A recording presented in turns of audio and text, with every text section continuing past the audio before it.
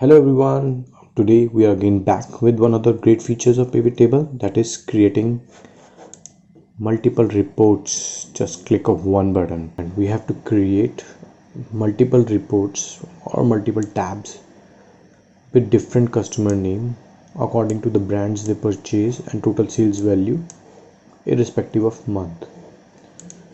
So let's create a pivot table.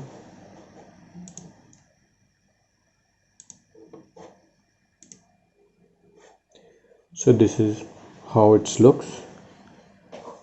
So what's our requirement? We have to create a report basis customer name. So it will come to the filter section and brand name to the row sections and to the sales amount. What it did, it create a high level snapshot of all the customers with different brand and different amount. But this amount seems like a number here.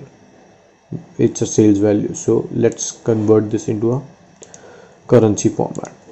Go to the value section, then click on sales sums, then number format, then depending upon what's your requirement you can choose number, currency, or you can create your own customer filter.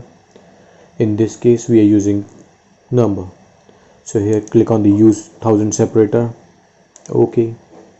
Okay, now it's look like some currency amount. Fine. Now what's our main requirement? Our requirement is to create different reports or different tabs with different customers names. So to do that, go to the pivot table analyze option here, then go to extreme left top and side below pivot table name. You can see an option here. Click here, click on the show report filter pages. This window will pop up. What it window showing?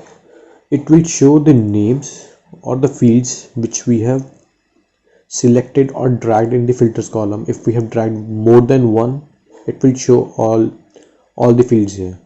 But to create a different reports or different tabs, we have to select only one of the field. So in this case we have only one, so I'll set the customer name, then click on OK.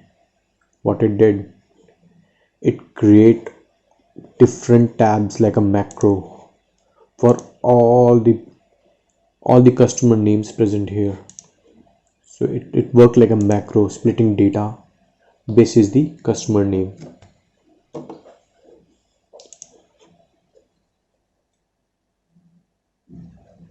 So how it help you professionally in the professional environment when you're presenting data to your stakeholders or to the senior manager?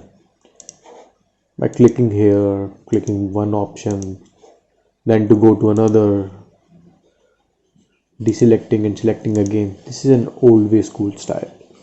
It's not look like professional, but if we do like this, it seems like professional. That it save your time in applying removing the options.